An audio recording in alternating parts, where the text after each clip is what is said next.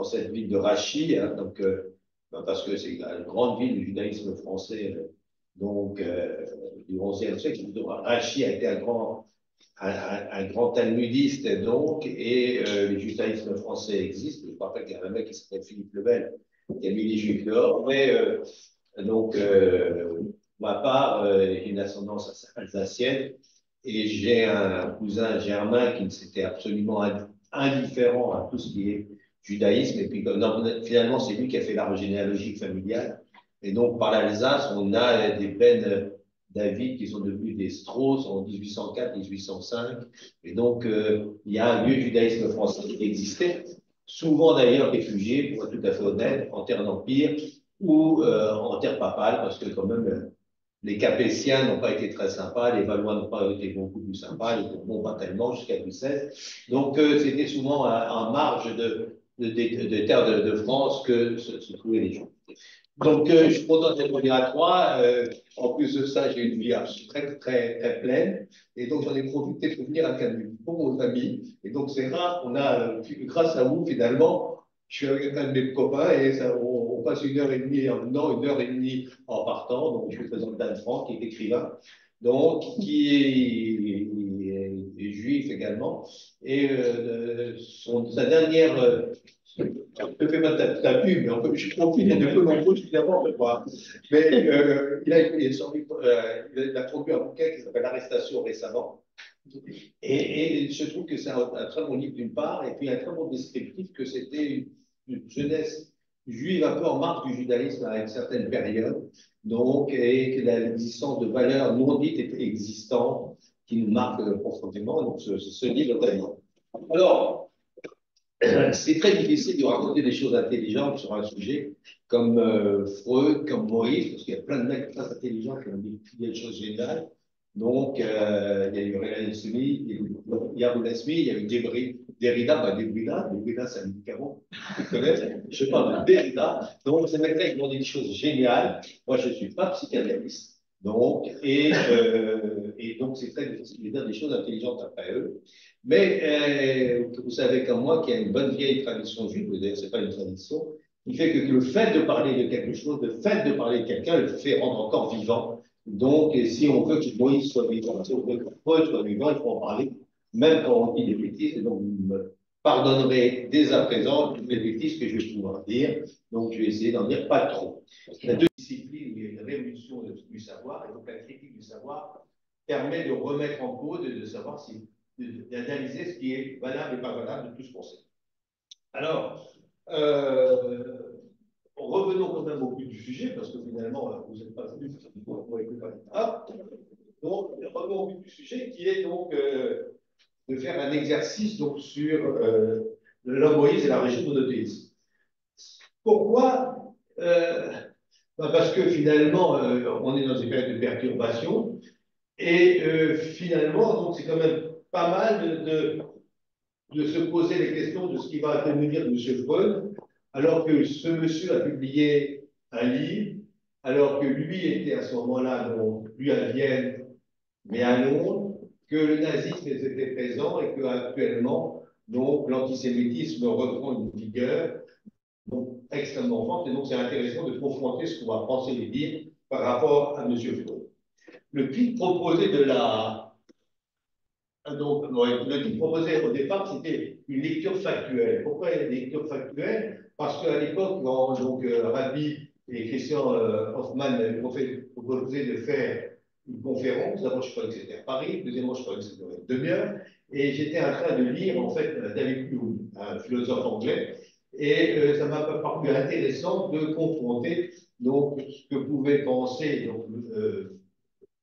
Freud par rapport au scepticisme anglais. Donc, c'est une approche très philosophique. Et puis, entre le moment où on a proposé cette conférence, le moment où on a retenu un titre et aujourd'hui, c'est passé comme 2 ou 3 ans.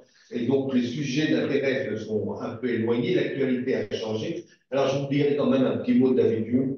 Alors, on va commencer donc la diapo suivante. Juste proposer, je vais commencer par quelques repères. Donc, alors ça, c'est un tableau de Stanisław Lewicki. Pourquoi j'aime bien ce tableau? Parce que quand je ne sais pas dire grand-chose, je pense toujours à ce bonhomme-là. il invite, ok, il lance la balle, et il va essayer d'avoir une bonne idée. Il vise le nez, de temps en temps, ça monte sur la tête, et donc c'est pour toujours l'incertitude de ce qu'on peut dire. Le topo donc, va suivre ce plan, quelques repères, 3 dates, donc le contexte, ensuite l'évolution des différentes structures du texte, ensuite l'évolution d'abord l'évolution du contenu, puis l'évolution de structure, et puis ensuite la discussion par rapport à Descartes, par rapport un peu à Spinoza, par rapport à Hume. Il est souvent dans un topo aussi long, difficile de savoir où on en est dans l'évolution du discours. Donc là, vous avez un code couleur. Donc simplement, ça vous permettra de savoir quand on est dans le repère, quand on sera dans le contexte des œuvres dont je parlerai. Ensuite, le contenu, la structure. Et puis quand vous verrez marqué Spinoza ou Descartes, je n'aurai pas besoin de vous dire où on en est. En conclusion, vous pourrez dire où. Alors, on passe à la suivante. Alors, donc, quelques repères, mais il y a des repères. Donc, alors, vous avez dans le code couleur, d'autre part, un code photo. Hein, c'est pour tenir l'attention des gens. Le code photo, donc, c'est essentiellement une succession donc, de la tête donc, des livres. Vous avez une photo qui est la famille de Freud, et la troisième photo que j'ai déjà oubliée. Et à chaque fois, pour chaque-ci, vous aurez toujours le même code de photo pour vous y retrouver. Alors, on commence par Moïse. Alors, Moïse, quelques repères. Ben, d'abord, c'est un texte biblique, ça je n'ai pas besoin de vous dire. Un très gros texte qui va devenir rapidement à la fois l'histoire, mais ça va être également un gros corpus philosophique, donc un corpus politique. Et Moïse, finalement, on n'a pas de bonhomme, on n'a pas de corps, et puis ça va être surtout des textes très importants qui vont rentrer dans ce qui va devenir une religion. Mais finalement, il n'y a aucun substratum anatomique, archéologique, excusez-moi, le but ne parle pas. Donc, et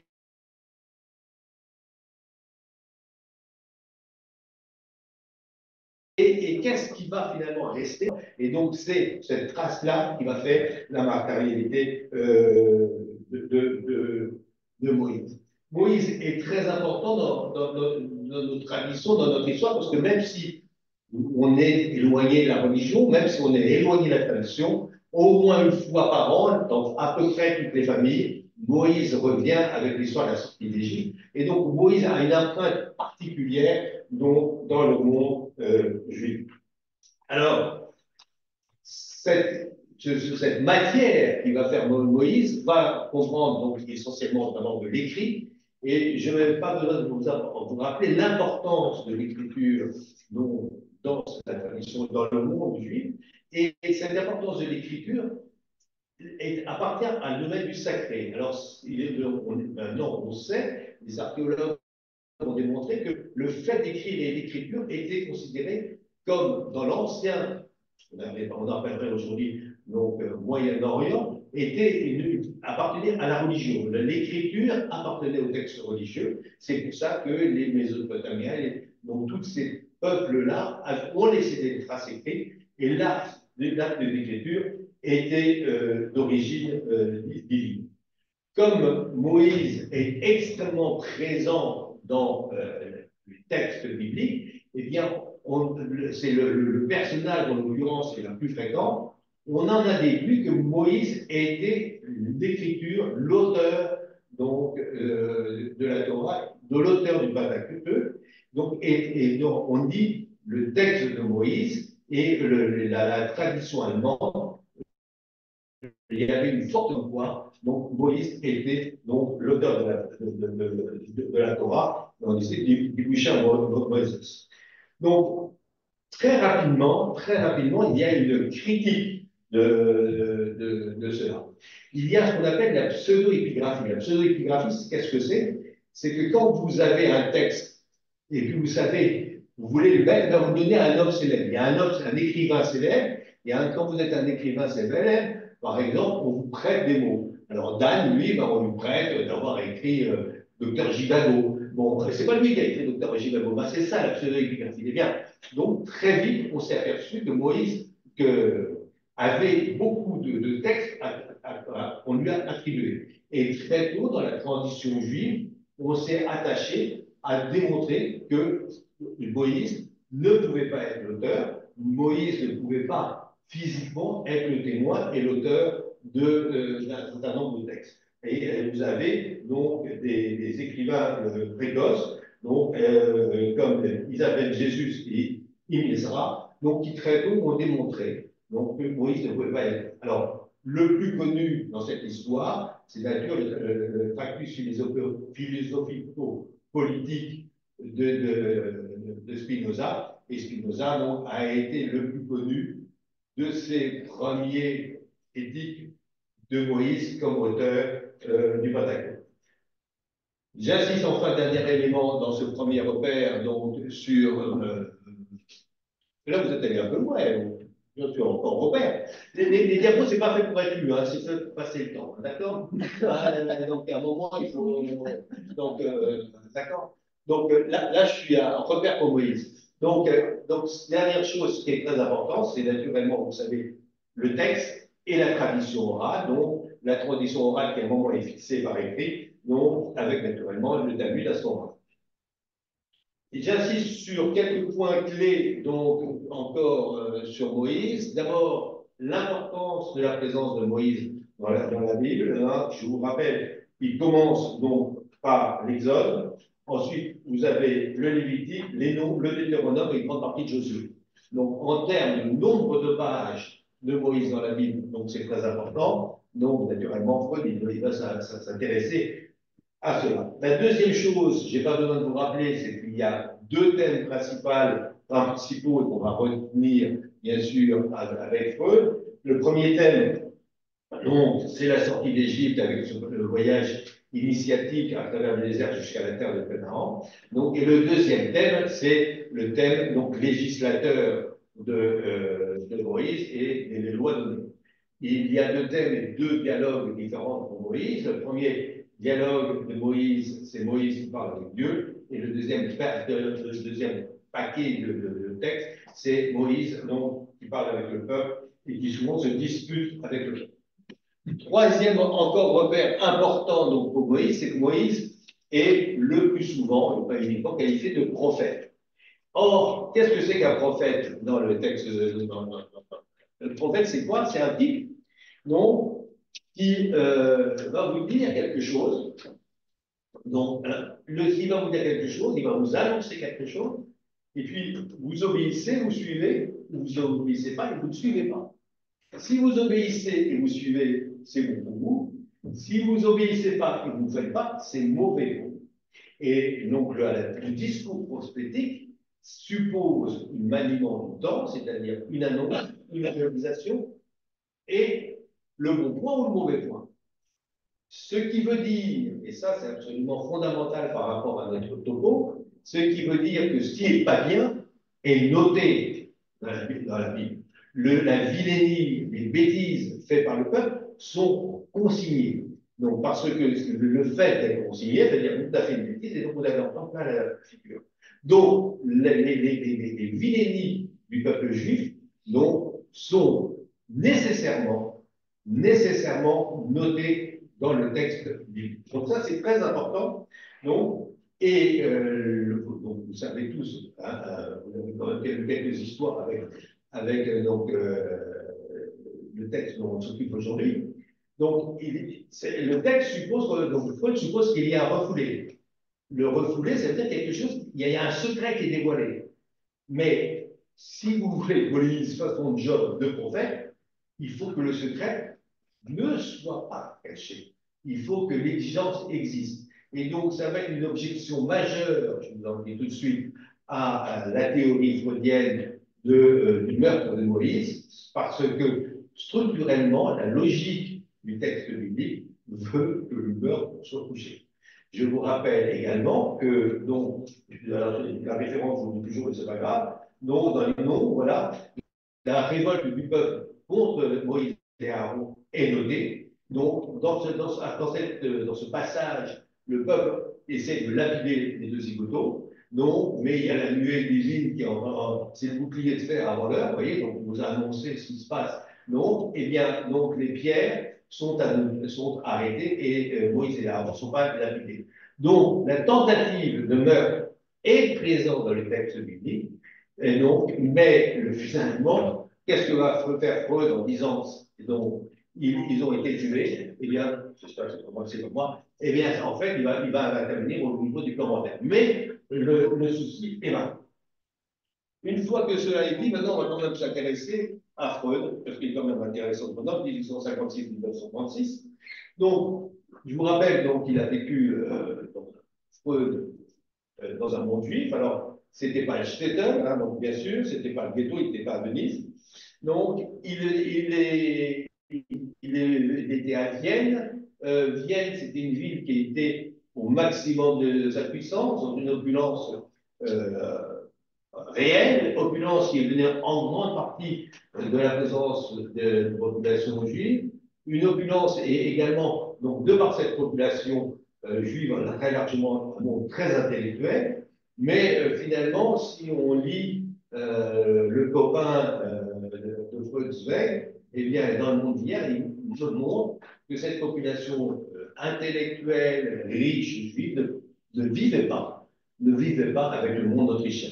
Donc, ce n'étaient pas les mêmes restaurants, ce n'étaient pas les mêmes cafés. Donc, il y avait une partition de fait dans ces deux mondes. Et c'est ce monde-là qui est le monde de l'enfance de Freud.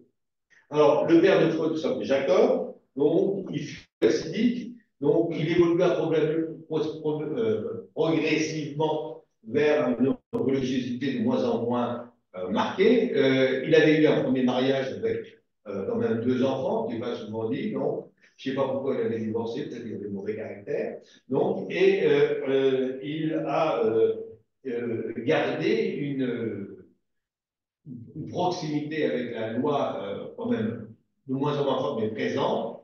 Et pour le 31 ans, en 1991, pour les 35 ans de Freud, il a offert à Freud donc la Bible que Freud avait utilisée dans son enfance, donc la Bible était recouverte de Bible, et il a écrit en hébreu donc une dédicace à son fils. Cette dédicace est très intéressante. Pourquoi? Parce que la première chose, c'est qu'elle suppose, c'était une dédicace acidique avec, si vous voulez, des références bibliques très nombreuses, ce qui veut dire que le fiston était capable de lire quand même de l'hébreu et qui était capable également de comprendre les références que son père avait mis dans ce texte. Donc, le père Freud, donc mourut en 1896, et donc Freud va écrire, donc je crois que c'est en 1901, l'interprétation de rêve, et dans le rêve du coiffeur, euh, il dit que finalement, il est arrivé en retard à l'enterrement de son père. Donc, ce qui est assez curieux. Et on ne sait pas, en lisant le rêve du coiffeur, si Freud, Sigmund, était là pour entendre le Kaddish. Il se pose la question, d'ailleurs, Freud lui-même, et puis beaucoup plus tard, on lit que finalement, il y a des commentateurs, parce que Freud a eu ses exégètes. Vous savez, Moïse a ses exégètes, Freud a eu ses exégètes, tout le monde a sa histoire. Eh bien, donc, il y a des exégètes de Freud qui se sont posés si ce n'était pas trompé. C'est-à-dire qu'est-ce que Freud ne s'était pas trop arrivé en retard, mais la veille de l'enterrement. Donc, simplement pour dire, c'est que la mort du père donc, a été pour Freud un événement important. Donc, pourquoi? Parce que c'est à la mort du père qu'il a commencé donc, à son auto-analyse. Deuxièmement, c'est qu'il était visiblement en concurrence affective par rapport à sa mère, par rapport au père. Donc, parce que la mère de Freud, elle, donc, qui s'appelle Amalie Dickinson, elle venait de ce qu'on appelait un judaïsme un peu libéral pour l'époque, c'est-à-dire une notion affective.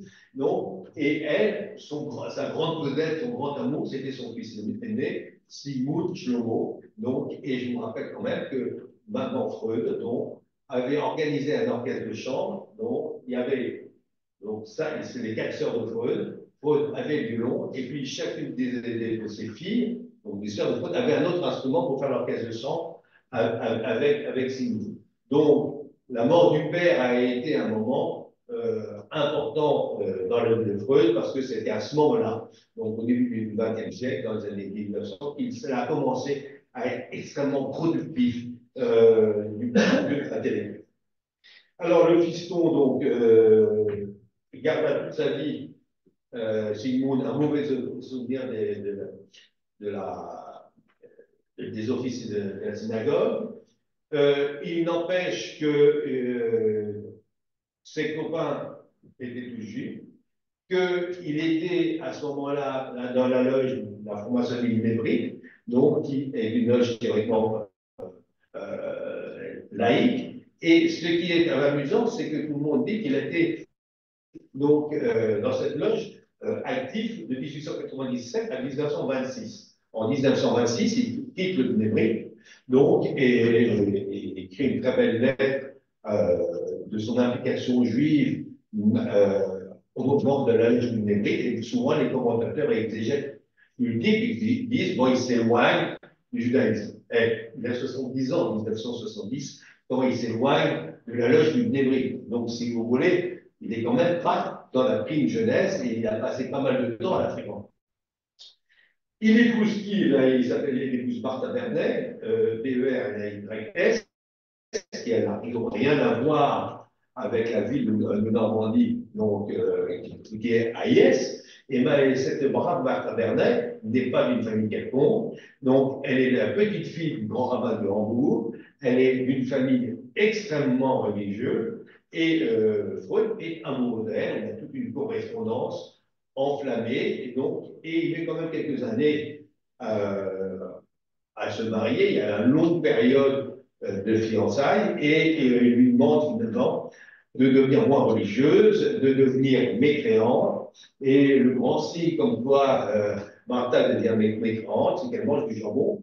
Donc elle vit chômeur Shabbat. Mais d'emblée, enfin, dans leur courrier, ils sont tous d'accord donc que leurs enfants seront élevés dans le judaïsme. Après quelques complications administratives, Martha et Sigmund Shlomo, parce que c'est Sigmund Shlomo, donc se marient à la synagogue. Donc, il était vraiment un. Il faut les grands auteurs, dont en particulier Ruth Razmi, insistent sur la bonne connaissance biblique de Freud. Lévinas, lui, notait qu'il avait une très faible connaissance du Talmud. En fait, il devait avoir une éducation biblique classique, donc jeune, et puis ensuite il n'est pas retourné à l'étude, aux études juives. Qu'en 1934, il a besoin de retourner dans les sources du judaïsme parce qu'il y a l'antisémitisme partout. Il va à la Bible, mais il n'ira jamais donc, au Talmud. Finalement, la fin du repère de Freud, c'est pour dire que Freud n'a jamais des problèmes identitaires, il a toujours été juif et il a toujours fait l'éloge de la vie sentimentale juive. En particulier, il en parle dans ses souvenirs donc, en 1915 sur ses rapports avec sa mère. Mais il faut noter que quand la première publication de ses souvenirs est faite de son vivant, il omet les souvenirs juifs et dans les éditions suivantes, il les réintroduira. Pourquoi? Parce que fondamentalement, il craint la récupération, parce qu'il a créé la psychanalyse, il veut être une science, et il veut la peur que cette science soit disqualifiée comme science juive. Et c'est vrai que la psychanalyse se veut universelle, et que réduire la psychanalyse donc, à une science juive, ce serait tout à fait la déclasser. Donc, il refuse toute récupération publique, toute récupération également politique, et il a une attitude très compliquée vis-à-vis du sionisme. Il le soutient en privé, il écrit des lettres donc, de soutien donc, en privé, il en parle, en particulier dans ses correspondances avec Zweig, mais il refuse toute présentation publique de son soutien donc, au sionisme. Il ne doute pas de son identité juive, mais finalement, ce n'est pas très confortable. Donc, quand il est étudiant donc, en médecine, à la fin de ses études de médecine, alors qu'il va donc devenir faire son service militaire en 1877, qu'est-ce qu'il fait? Eh bien, il enlève Shlomo de son identité sociale. il devient Sigmund Freud et non plus Sigmund Shlomo Freud. C'était courant à l'époque. Je vous rappelle comme ça, pour ceux qui savent, c'est que c'était un individu dont j'ai oublié le nom, qui a été le fondateur de l'école de médecine des armées, donc, et lui également, un Alsacien, très bien, donc, et lui également, pour devenir militaire, il avait enlevé son deuxième prénom, donc, de ses papiers d'identité, donc, pour faire une carrière de médecin militaire. Donc, on peut comprendre que les rigueurs du temps nécessitent une sorte de maranisme social, donc d'intimité sociale donc, de son judaïsme. Il y a quand même des limites à l'histoire, parce qu'en 1938, donc, être à Vienne, c'était pas très confortable. Donc, il avait une copine, donc, c'était la princesse Bonaparte, qui a réussi à avoir une vingtaine de passeports pour l'Angleterre. Freud, qui était un homme intelligent, qu'est-ce qu'il a fait? Il a mis dans ses 20 personnes son médecin, la famille de son médecin, très important, croyez-moi, même un chien du médecin, mais il n'avait pas mis ses 4 sœurs, donc il avait 5 sœurs, ses 4 sœurs, il ne les a pas mis, les sœurs sont restées à Vienne, donc les sœurs, une fois qu'il est arrivé en Angleterre, lui et son frère Alexandre ont essayé de faire venir les 4 sœurs de Vienne donc, à Londres, donc, et d'abord en Italie puis à Londres, eh bien, les autorités autrichiennes, pour des petites dettes fiscales réelles ou supposées, ont interdit aux 4 sœurs de quitter Vienne, et en 1942, les 4 sœurs cadettes de Freud donc, partent et disparaissent en camp de concentration. On peut passer à la diapo suivante, c'est pour l'animation. Alors, donc, il va y avoir le premier trois temps, finalement, dans l'écriture, entre guillemets, juive ou l'écriture sur le judaïsme de Freud. Donc, le premier va être le Moïse de Michel-Ange, 1914 de publication. Le deuxième, c'est 2 textes qui vont apparaître dans une revue de psychanalyse Imago. Donc, ça va être Moïse égyptien et 6 Moïse égyptien en 34. Et enfin, donc, le troisième tome, le livre dont c'est Moïse et monothéisme. Et puis, donc, surtout, il écrit son 3e article sur le sujet, Moïse, son peuple et la religion monothéiste. Les trois derniers textes formant un seul. Alors, donc là, on doit faire, donc on va s'intéresser au contexte de l'écriture, au contexte de la publication. Donc, le premier texte, donc, c'est la statue de Michel-Ange. Et c'est un texte qui est intéressant. Pourquoi?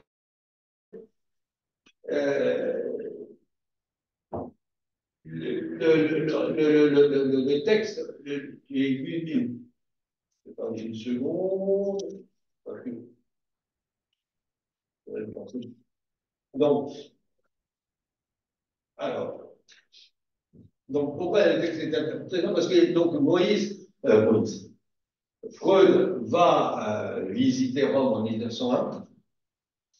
Il lui avec son frère Alexandre. Il va dans cette église donc, au Lien, donc, et le nom de l'église c'est Lévina, je la connais très bien, bon, c'est pas grave. Et il est frappé par la statue de Moïse. Il commence à écrire en 1909 un texte là-dessus. Le publie donc en 1914 et le signe en 1924. C'est-à-dire qu'entre le début de la révélation, entre le moment où il rentre la première fois dans cette église avec son frère et le moment où il écrit, il y a 23 ans. Donc le texte n'est pas très long, 2-3 pages. Donc, et ce qui est extraordinaire, c'est que ce texte n'a pas été. Vous savez, on a tous écrit des articles, on a tous oublié. La permanence de ce texte dans l'esprit de Freud est très importante parce que c'est naturellement à tout sauf innocent. Il y a une autre remarque également à noter, c'est que cette tête de Freud, ce Moïse de Freud, c'est le Moïse le plus connu de l'histoire. C'était la tête de Freud institutionnelle dans le doute, c'est le Moïse de Michel-Ange. Mais le Moïse de Michel-Ange est devenu mondialement connu dès 1515, parce que Freud en a parlé. Donc, ce qui est amusant, c'est que finalement, Freud est presque une plus grande star en termes de communication internationale que n'est Michel-Ange. Pourquoi d'autres grands peintres, donc un Rembrandt qui a peint également son Moïse, le nombre de grands, pourquoi cela? Pourquoi ce Moïse-là est là, et c'est grâce donc à Michel-Ange. L'importance donc pour Michel-Ange, c'est que pour Freud, c'est qu'il déclare qu'aucune œuvre n'a produit sur moi plus de. Alors, maintenant, le contexte de la suivante, diapo suivante. On arrive donc maintenant au deuxième paquet, donc c'est 1934, deuxième moment de publication. Donc, le deuxième moment, c'est là, il commence à faire ces les deux égyptiens, 5, 6, 7 pages. Et la deuxième chose, 6 Moïse fidèles égyptiens, donc 50, 80 pages. Donc, premier petit article, le deuxième beaucoup plus long. Donc, et ces deux opus sont publiés dans deux livraisons différentes à la revue Imago. Et ce qui est intéressant, c'est qu'on est en 1934, je me rappelle qu'il y a un type qui est arrivé à Berlin, et que donc à ce moment-là, Freud ne pouvait pas savoir que l'Allemagne n'était pas antisémite. Il ne pouvait pas savoir ce qui se passait. Et ce qui est extraordinaire, c'est que l'antisémitisme frappait à la porte de Freud. Par exemple, donc sa femme avait deux oncles qui étaient des grands intellectuels, donc de Vernet. L'un, pour devenir professeur d'université, avait dû se convertir donc, au christianisme de façon officielle. Et à ce moment-là, donc, Michael Vernet, c'est-à-dire qui a dû se convertir, qu'est-ce qu'il a fait? Ben, a pris le deuil et est devenu malade. C'est-à-dire que le frère de celui qui avait gardé l'autre oncle de sa femme, lui, donc Jacob, eh bien, lui, il a refusé de se convertir, il a refusé de devenir professeur. Ce qui fait qu'il y a une correspondance à ce moment-là donc, entre Freud et Zweig, et on voit tout à fait que Zweig assure que finalement, leur passé germanique, on est en 34, 32, n'est plus là, c'est qu'ils avaient une culture, mais ils ne sont plus membres de cette culture allemande. Et ce qui est intéressant, c'est que Freud lui répond, non, il ne répond pas, il va dire que les Allemands, c'est plus eux. Il lui dit que les Allemands, ils en sont séparés. Et ce qui est intéressant, c'est que Freud avait fait son service militaire, il était très engagé avant, non, en 1878. Et puis la deuxième chose, c'est qu'il y a un exemple ici, c'est que là, dans son courrier, il évoque Dieu. Et ce qui est intéressant, c'est que dans son écriture, c'est que Freud, Dieu n'est pas son sujet. Donc, il parle d'histoire juive, mais Dieu n'est pas son sujet. Il se dit, donc, incroyant. Et ce qui est amusant, c'est que dans sa correspondance privée, tout en se maintenant comme un croyant, l'évocation de Dieu est très fréquente. Et ce paradoxe, je sais qu'il y a quelques psychanalystes dans la salle, n'est pas souvent relevé. Donc tout le monde est d'accord qu'il est incroyant, mais pourquoi le Dieu arrive si souvent sous sa plume dans cette correspondance privée? Donc c'est assez curieux. Donc, on est en 34, il va se poser le question pourquoi l'antisémitisme, c'est la petite citation de bas, et puis il va retourner, comme je l'ai déjà évoqué, aux études bibliques, donc parce qu'il faut retourner à la source. Alors, dans cette période de 34, donc Moïse doit retourner à la source et il se pose la question le pourquoi. Pourquoi l'antisémitisme? J'ai besoin de me refugier. La deuxième particularité de Freud, c'est qu'il avait été bon élève, et quand il était lycéen, il était passionné d'archéologie. Et bien, quand il retourne à la source, il va bien sûr à la source biblique comme sa famille l'a amené à pousser, comme son homme, mais comme élève, comme étudiant, il va également à la source donc, du savoir, il va bien sûr aux sources de l'archéologie, donc qui est publiée en 1930. Qu'est-ce qui se passe à ce moment-là? Bien, donc, on découvre Akhenaton. La découverte d'Akhenaton date de 1887, donc avec des tablettes d'argile qui ont été mises en évidence à Marna.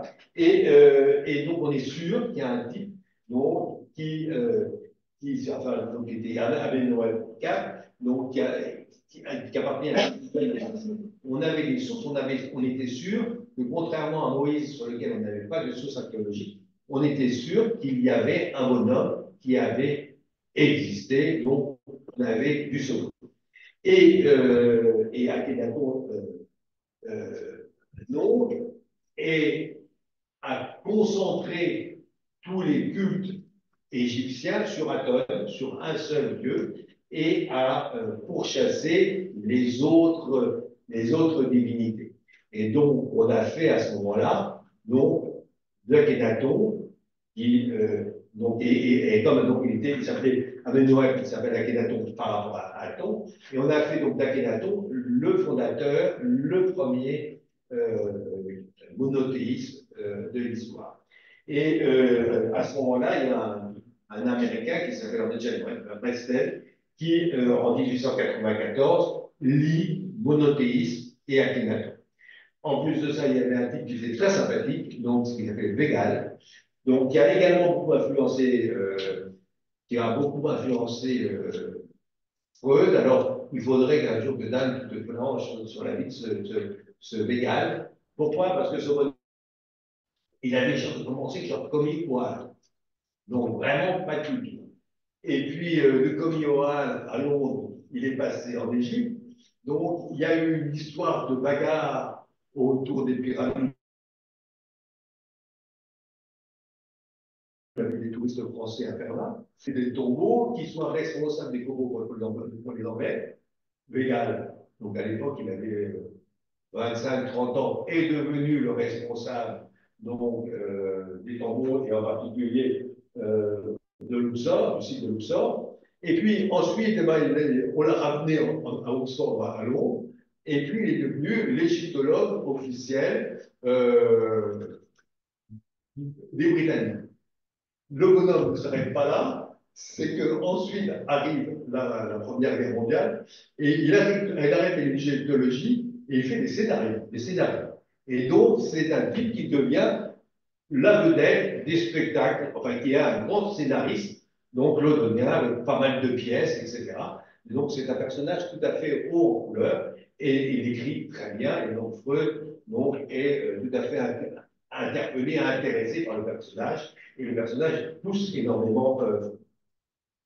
Ça, c'est pour les anglo-saxons. Naturellement, Freud dit en allemand, donc il y a un Allemand qui est allemand dans le truc, donc c'est là, donc, et Ernest Hélin, lui, c'est lui qui pense que du meurtre de Moïse. Donc il prend un peu d'anglais, il prend un peu d'allemand, et vous avez un personnage qui est solide, qui est Akhenaton, qui est le truc, et donc hop, l'histoire de Moïse et Freud sont pas. Tout cela mérite quand même pour autant quelques critiques. D'abord, c'est qu'ils ne sont pas les premiers à avoir fait ça. Cette étude critique de la Bible est ancienne, dont je vous ai évoqué Spinoza et même les gens avant. On était en plein essor de critique du savoir, c'est ce qu'on appelle l'épistémologie, merci pour nous. Et donc là, des études philologiques, études des textes, etc. Et donc ça, c'est un motif de la critique. Et puis la deuxième chose, il ne faut pas oublier, c'est que en fait, donc beaucoup de la critique était une critique également antisémite, donc, et que tout ce qui pouvait affaiblir le judaïsme était bienvenu. Si vous êtes intéressé par le sujet, il y a un auteur relativement récent qui a produit chez Yann Assmann, donc A2SENA de Zen, A2N, donc c'est chez Jean Flammarion, un bouquin excellent. Donc, et là, il développe toutes les thèses antisémites qui ont favorisé la double lecture, l'ordre de Moïse, etc. Et donc là, il y avait une critique curieusement que Freud n'avait pas lue. Et ça, c'est très intéressant. Pourquoi? Parce que Freud va toujours lire ce qui va dans son objectif, dans sa finalité, mais curieusement, ne lit pas le système inverse. Donc, il ne fonctionne pas en dialogue, il ne fonctionne pas en critique. Il a une idée, il a une intuition, on va y revenir. Il lit cette intuition et ne lit pas. Je ne pense pas que Freud ait lu des thèses antisémites, donc je ne pense pas qu'il s'en soit inspiré. Simplement, comme ce n'était pas ce qui l'intéressait, il n'allait pas dans le sens de son histoire, donc il l'a occulté. Ce qui est dans ces occultés, il y a un personnage qui est malheureusement occulté, c'est Jean Astruc, donc pour une fois on va mettre un français dans l'histoire, donc début du XVIIe, 1687, 1866. Et alors pourquoi Jean Astruc est important? Parce que Jean Astruc donc, a produit un bouquin qui sont conjonctures sur les mémoires originaux de Maurice Serville pour le livre de la Genèse. Et ce qui est intéressant, c'est que lui pensait, donc on est quand même à l'aube du XVIIIe siècle, donc on est quand même plus d'un siècle avant Freud, il pensait qu'en fait, le Moïse avait composé son texte avec la fusion de deux autres textes, donc il avait déjà la notion de fusion de deux textes, comme le pense Moïse, avec donc un Elohim, un Yahvé. On est à la fin au début du 18e. Et ce qui rend Astruc d'autant plus intéressant, c'est que il était comme médecin, comme Moïse, et il avait pondu un autre bouquin, en 761, Traité des femmes, présentation de la passion hystérique ou suffocation utérine. Donc, on est à l'aube, on est à la fin du 18e, donc, et on a finalement des travaux que Freud aurait pu peut-être lire avec intérêt. Un Allemand, enfin, donc c'est Vellhausen qui a probablement lui inspiré Freud, et lui il pensait que le texte de Mozart sur Moïse était fait avec la fusion de quatre textes différents. Donc ça, c'était le contexte des deux premiers livres, c'est le contexte où a été écrit donc, Moïse égyptien, et puis arrive donc le troisième, la dernière opus, nous sommes en 39. Donc quel était le contexte quand le troisième article écrit, je vous prépare la publication, c'est Moïse, un peuple et la région monothéiste. Là, le code couleur reste rouge parce qu'on est dans le contexte, c'est le dernier du contexte, mais vous avez la couleur, c'est le code, l'image, c'est sur les livres, à chaque fois qu'on parlera de 38, et là, c'est l'édition originale de Moïse et le monothéisme, donc publié en 39. Alors, là, on est dans une autre ambiance. Hein, donc, Moïse. Freud, non, n'est plus à Vienne, non, il est à Londres. Donc, il faut quand même sortir le bouquin. Donc, un peu comme Descartes, donc, il n'osait pas publier à Paris, ce qui n'était pas vrai, mais parce qu'il se fait payer l'édition par la reine Christine. Le nom, Freud ne peut pas payer, il ne peut pas publier à Berlin, il ne peut pas publier à Vienne en 38. Donc, il publie à Amsterdam, à Londres, en anglais. En France, donc, la publication sera plus tardive. Et ce que je trouve toujours, tu me fais grâce de la quatrième couverture, c'est pas grave, c'est que c'est publié donc en 48 chez Gallimard. Et pourquoi j'aime bien préciser que c'est publié en 48 sur Gallimard, c'est que Gallimard a été plus que ambigu pendant la Deuxième Guerre mondiale. Donc, ceux qui sont intéressé par cette ambiguïté de Gallimard dans la Deuxième Guerre mondiale, vous avez d'abord un très bon bouquin de Maître Hébé, qui était l'avocat de Gallimard et qui a fait l'historique de Gallimard et tout à fait évoquait les ambiguïtés de Gallimard dans la Deuxième Guerre mondiale. Et puis il y a un bouquin de, là je cite aussi, il y a un gamin qui s'appelle Amos Freischmann, donc, 33 ou 4 ans, qui a écrit un bouquin sur Giffrin. Bon, et Giffrin, qui c'est, il y a Giffrin dans le titre, mais Giffrin, c'était le fondateur de la Pléiade, c'était le grand éditeur de chez Gallimard, le pauvre Giffrin, dont était la même origine d'Europe centrale que Zweig ou que Freud. Donc pendant la Première Guerre mondiale, il est venu en France pour se battre. Donc il a chopé la tuberculose et il va en mourir. Donc après la Deuxième Guerre mondiale, mais tout le travail de Giffrin a été récupéré gratuitement ou pratiquement gratuitement par les Gallimard et les Giffrin a été obligé de s'exiler dans des conditions atroces les Gallimard n'ont pas respecté les dettes qu'ils auraient dû financer Giffrin. Donc, qui est-ce qui publie le texte Snow? C'est en 48 Gallimard. Il faut se racheter, comme quoi M. Malraux, qui est quand même un diplomate, a été très efficace. Donc, ce dernier opus, ce qui est intéressant, c'est qu'il débute par deux préambules, donc il a que Freud appelle des remarques préliminaires. Donc ces préambules, on a une qui date de mars et l'autre qui date de juin. Celle de mars a été écrite à Vienne. Celle de juin a été écrite à Londres.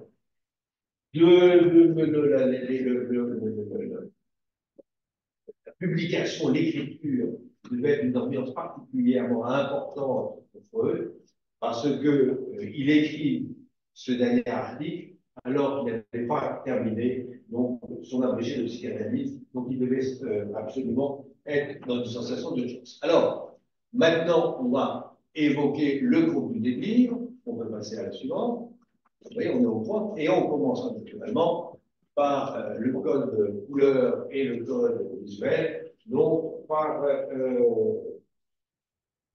le Moïse de Michel-Ange. Alors, le Moïse de Michel-Ange, ce que je vous ai dit, le premier intérêt majeur, c'est la durée de là, je suis dans le message pour vous lire la citation. Donc, la durée de l'intérêt de Freud pour cette posture. Et dans le texte, c'est qui Freud? C'est un homme élégant. Il est médecin connu. Il est un grand intellectuel. Donc, qu'est-ce qu'il va faire? Il va faire un texte sur la statue de Michel-Ange. Il le fait en médecin connu, élégant, intelligent. Et donc, en fait, il va essayer d'avoir une attitude de critique d'art. Donc, il va prendre l'attitude de la méthode de Lemoniev. Donc, Lemoniev, c'était un critique d'art donc viennois qui avait comme particularité donc de regarder le détail. C'était, vous savez, Arras, mon bouquin qui est le détail à peinture, ben là, c'est du micro-Arras, c'est-à-dire vraiment centralisé sur le moindre détail. Donc, en fait, le peintre va tellement regarder le détail, c'est que finalement, il est satisfait quand il sent l'odeur de la peinture. Donc, vraiment, sur le détail, et c'était un critique d'art qui était particulièrement reconnu à Vienne parce qu'il permettait d'identifier le tableau. Bien, Freud, qu'est-ce qu'il va faire? Eh bien, il va prendre la technique du viennois de l'époque et il va regarder l'œuvre d'art le nez dessus. Je n'oserais pas, parce que pratiquement antisémite, je ne parlerai pas du nez impérial, donc l'idée de le nez collé sur l'œuvre d'art. Et cette analyse, pour lui, la recherche du détail, la recherche policière du détail, il considère que c'est le même travail que la psychanalyse, et d'aller chercher au fond des choses du détail. Et les deux techniques, donc, lui paraissent avoir une proximité de sens. Alors, donc, pour pour Freud, je sais pas, je me rappelle de façon. Donc, pour Freud, si vous voulez, classiquement, l'histoire de Moïse, c'est quoi? C'est que Moïse, il descend de Niveau, là, il voit le peuple devenu de là, il prend les tables de la loi, il les fracasse, et basta. Eh bien, en fait, donc, Freud fait la lecture inverse. Il se concentre sur donc, la barbe donc, et la position de la main droite sur la barbe. Il se concentre sur le fait que les plaques de la loi, les tables de la loi, soient collées sur le corps. D'ailleurs, c'est la droite-gauche, donc contre lui, et en fait l'interprétation inverse, il dit donc Moïse est descendu, il est furibard et il protège donc, les tables de la loi. Donc sa lecture, si vous voulez, de l'événement est tout à fait contradictoire par rapport donc, au texte biblique. Et donc, et ce qui est intéressant, c'est que il se dit, j'ai cette idée-là, mais il y en a un autre qui pense la même chose, c'est Michel-Ange. Et donc, il rapproche son analyse de cette vision hétérodoxe de l'épisode du descend de la loi. Il s'en rapproche, donc en disant Michel-Ange, c'est comme moi. En fait, vous savez, c'est une sorte de la star. Il est une star comme moi. Finalement, Michel-Ange est un génie, je suis un génie. Et donc, je pense que cette interprétation détournée, hétérodoxe de l'épisode est une manière de se faire une parenté de génie avec le brave Michel-Ange, qui donc tous les deux sont des stars de l'intelligence. Ça, c'est le contenu. Et quand on lit le texte, on est surpris d'un truc, c'est que finalement, il décrit très peu la statue. Il en parle à peine. Qu'est-ce qu'il fait? Il fait du. Vous savez, il y a le name dropping. Il fait je ne sais pas si on peut dire, du idea dropping. C'est-à-dire, il prend tous les opinions de tout le monde, il en prend un petit morceau de phrase et il dit ça ne tient pas, ça ne tient pas, ça ne tient pas. Il ne développe pas son idée, sauf un petit paragraphe sur le collègue externe, pas grand-chose. Et c'est surtout du texte de dire ce que les autres ont dit et que ça ne tient pas, sans développer l'argument de l'autre et en disant qu'entre eux, ils sont contradictoires. Donc, ils jettent les idées les unes à côté des autres, sans les développer, en disant qu'elles sont pas bonnes et en disant qu'elles sont contradictoires entre eux. Et donc, puisque tout ça ne tient pas, c'est l'objet de Chéron. Donc, c'est assez curieux de ça, et il va faire, et je vous en rappellerai plusieurs fois, c'est qu'il part d'une intuition, donc le mouvement de la main dans la barre et les tables de loi, et en fait, il construit tout par rapport à son intuition initiale. Alors,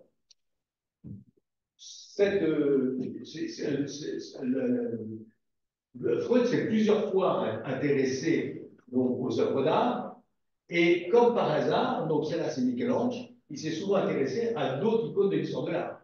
Donc, il y a un type qui est un petit joueur dans l'histoire de l'art, il va s'intéresser. Léonard de Vinci, un petit joueur. Donc, il va être en histoire de Beautour, etc. C'est des œuvres de Léonard. Donc, c'est assez curieux cette structure mentale qu'il y a par là. Alors, pourquoi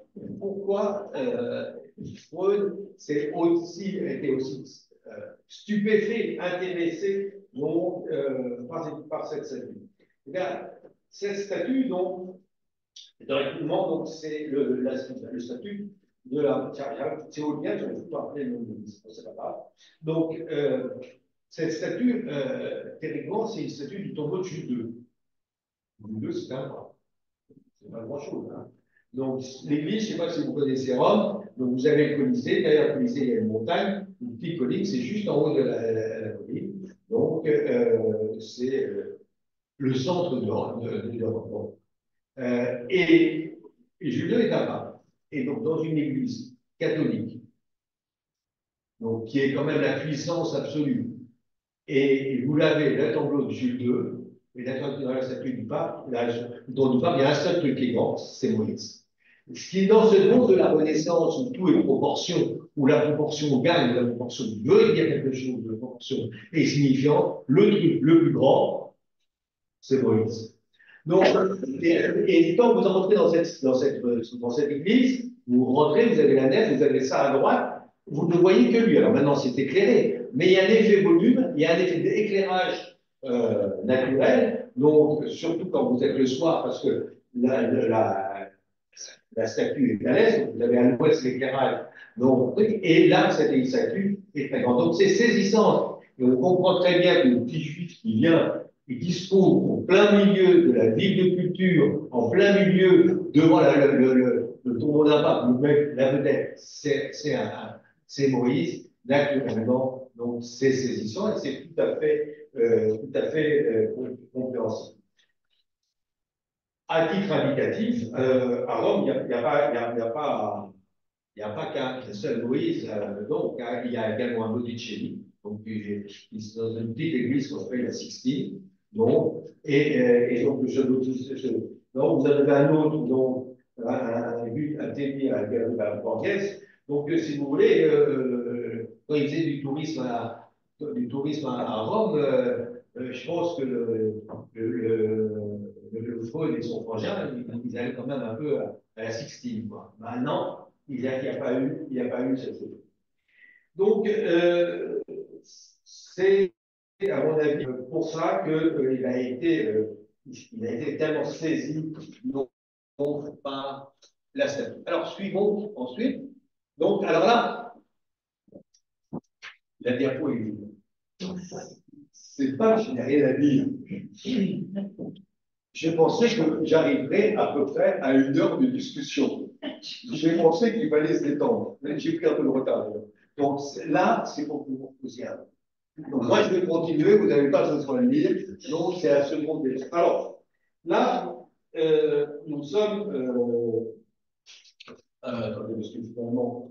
Donc, on est dans le contenu de Moïse égyptien. Alors, je vous ai déjà dit hein, qu'on est finalement avec un type qui existe vraiment. Hein, c'est Akhenaton a vraiment existé, les égyptologues sont contents. Je ne sais pas si j'ai besoin de vous rappeler le contenu de la thèse de Moïse, de Freud.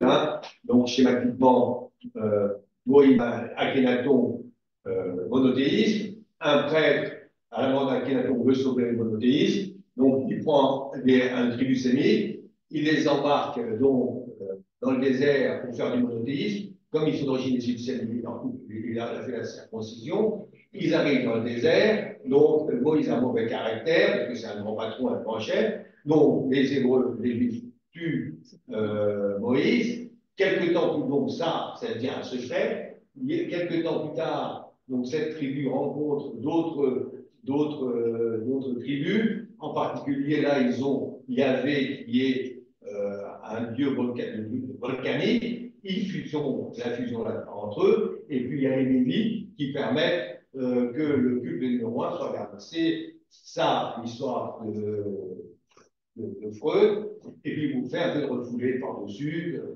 Donc, ça, c'est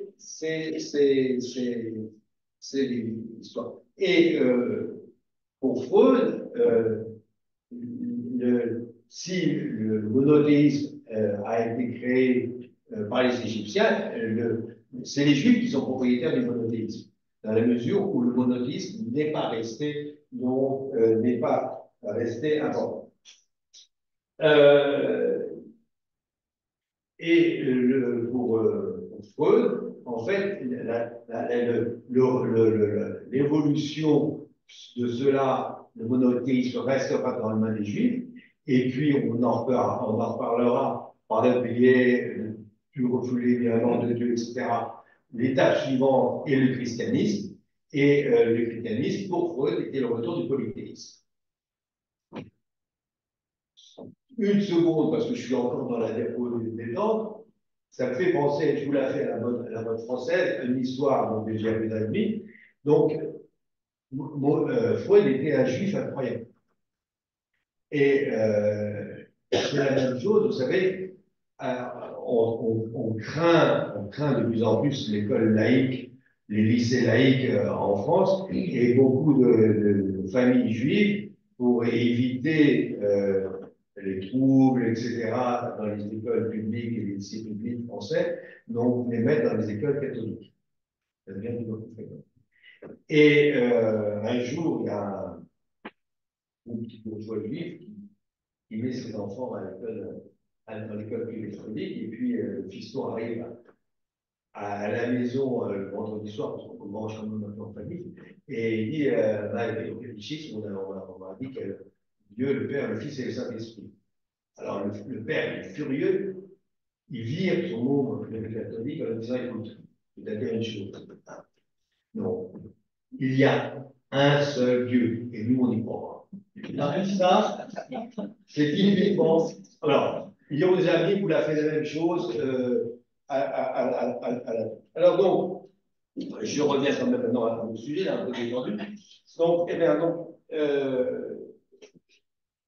la discussion qu'a eu Freud, c'est-à-dire cette discussion remise en cause de l'histoire juive, proposition d'une nouvelle histoire juive, c'est quoi? C'est à la fois la déconstruction d'une histoire et la proposition d'une nouvelle histoire. Donc finalement, dans le contenu de ces deux premiers textes, c'est à la fois une déconstruction, reconstruction, et finalement, c'est la création d'une nouvelle théologie. Finalement, Freud propose une nouvelle théologie, et ce qui est intéressant, c'est que finalement, cette nouvelle théologie amène à des oublis. Abraham ne sert pas à grand-chose, Jacob, Isaac non plus. Joseph, ça peut être utile parce qu'il nous faut un peu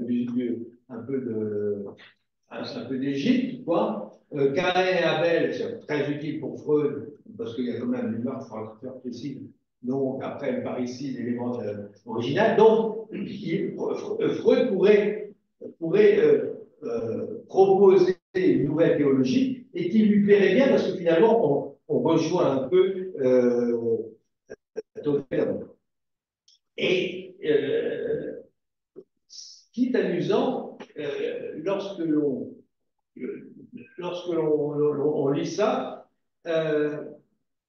c'est qu'il y aurait peut-être un autre refoulé à lire Moïse, un autre refoulé dont Freud n'était pas d'accord. L'autre refoulé, c'est quoi? Eh bien, c'est l'histoire du Pentateuque, des 10 commandements. Qu'est-ce que c'est que le Pentateuque et les 10 commandements? C'est les 10 commandements, c'est rien par rapport aux 613 mitzvot, commandements auxquels doit obéir théoriquement un juif.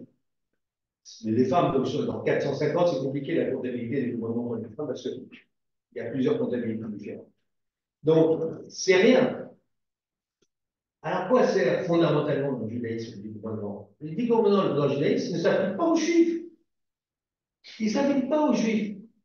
Les 10 commandements s'appliquent aux non-juifs circoncis, et le non-juif circoncis a la même eschatologie, qui n'est pas précisée dans le judaïsme, que le juif qui obéit aux 613 commandements. C'est ça, fondamentalement, les 10 commandements. Les 10 commandements n'est pas la totalité de la règle du juif. Le 10e commandement, c'est la règle universelle. Et donc, ce qui est fondamental dans cette histoire-là, c'est qu'il est dans cette histoire de la loi, c'est que ça peut être conçu, perçu comme le moment où vous avez une règle, une cité, comme à Athènes, il y avait Athéna pour Athènes, à Sparte. Donc, il y avait également deux dieux, alors il y avait Athéna également. Mais chaque ville, chaque cité avait un dieu. Et donc, les moments des 10 commandements, du point de vue structure intellectuelle, c'est l'articulation où un dieu appartient à une cité pour un dieu arrive à l'universel. Et donc, en fait, le vrai refoulé qu'on pourrait trouver dans l'histoire des 10 commandements, le vrai refoulé, c'est le temps où le judaïsme était un judaïsme uniquement localisé à une tribu, à une ville, par rapport à une conception universelle de Dieu. Et donc, ce refoulé, donc, il n'en a pas, Moïse n'en a pas connaissance. La deuxième chose, c'est que Moïse, actuellement, l'hypothèse égyptienne du monothéisme ne tient pas. Actuellement, on pense que, en fait, ce qui est vrai chez Akhenaton, la découverte d'Akhenaton, c'est le vrai et le faux. Donc, c'est le vrai Dieu et le faux Dieu. Donc, on est plus sur le monothéisme, donc, mais la découverte, donc, c'est le vrai Dieu et le faux Dieu que exploitera ensuite que Moïse, enfin, que le judaïsme exploitera après. Mais ce n'est pas le monothéisme. Et la dernière chose que je veux terminer pour Akhenaton, c'est que, en fait, Akhenaton, c'était le quatrième de la famille. Le pater, le père, était le plus grand constructeur de l'histoire d'Égypte. C'est celui qui a construit le plus de temps. Ce qui fait qu'en pratique, quand Akhenaton est arrivé au pouvoir, le pays était ruiné. Quand vous avez un pays ruiné, quand vous avez une monarchie ruinée, qu'est-ce qu'il vous faut? Des sous. Hein. Et comment on fait pour avoir des sous? Mais il y a un vieux truc, c'est prendre l'argent aux autres. Et donc, il y avait un mec, par exemple, qui s'appelait Philippe le Grand, Philippe IV.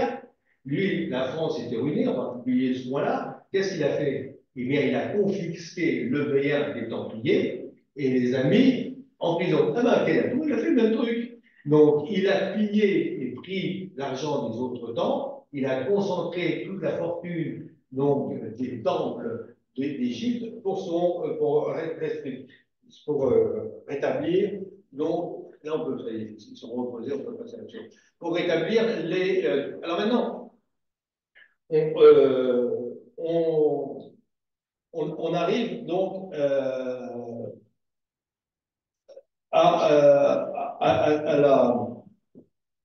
au troisième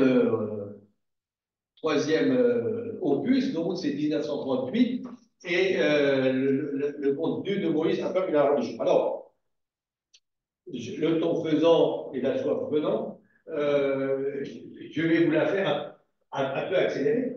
Et première chose, c'est que Freud, dans ce dernier épisode, a besoin d'un outil pour expliquer donc l'antisémitisme, comprendre l'atomisme. Et quel outil va utiliser Freud? Eh bien, il doit en premier temps utiliser donc, la psychanalyse lui permet d'avoir un outil. Alors, le problème, c'est que Freud n'a plus sa bibliothèque, qui est restée à Vienne, et qu'il sera lui-même sa propre bibliothèque. D'où des redites dans le texte, d'où un certain nombre de. Alors, pour Freud, donc, la théorie, c'est que il faut. Son problème à ce moment-là, c'est l'antisémitisme. Dans le livre précédent, son problème était de créer une nouvelle théologie, d'être là, c'est plus cela le problème de Freud, donc c'est l'antisémitisme. Et donc il va essayer de trouver des arguments pour comprendre cet antisémitisme. Alors, la première chose, c'est qu'il veut absolument écarter tout phénomène racial dans l'antisémitisme, dans le judaïsme, chez les juifs, et pour éliminer les phénomènes raciales, il est très embêté. Pourquoi il est très embêté? Parce que autant il est conscient que chaque individu est différent, autant Freud va considérer que les juifs est un ensemble homogène. Donc, il va faire une sorte d'identité entre les névroses individuelles des gens et la névrose collective d'un peuple. Mais ce peuple, il le conçoit comme un tout. Il ne le conçoit pas comme des gens différents les uns des autres. Alors, il va essayer de trouver des arguments. Et sa difficulté, c'est que il est difficile de trouver les arguments, surtout qu'il refuse tout caractère racial. Il veut que ce soit donc une sorte de langage qui se fait. Pour autant, donc, il cherche du biologique dans cela.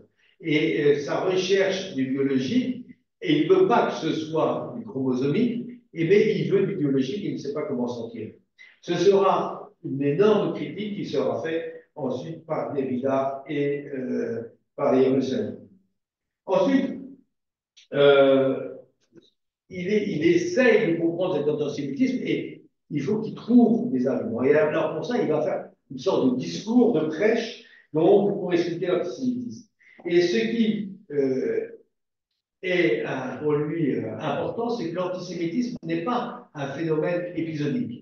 Pour lui, l'antisémitisme est une vérité psychologique inconsciente, essentielle, universelle, et donc c'est pas conjoncturel. L'antisémitisme est un élément absolument essentiel.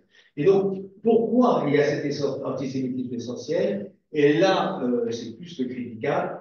Il pense que c'est la faute des Juifs.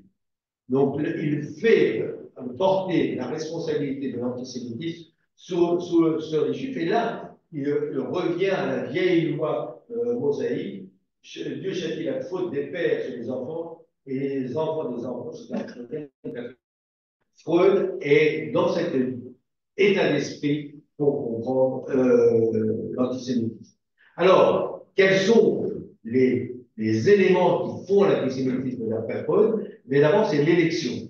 Donc, l'élection, il considère que cette élection entraîne la jalousie des peuples dominants. Ce qui est un argument qui ne tient pas. Pourquoi? Parce que l'impression d'être élu, c'est les Juifs qui l'ont. Entre nous soit dit, que vous soyez chrétien, musulman, bouddhiste, quand vous êtes chrétien, musulman, bouddhiste, que vous êtes politiquement dominant dans un pays chrétien, musulman, bouddhiste, que une petite minorité vous dise c'est moi l'élu, vous n'en avez rien à faire.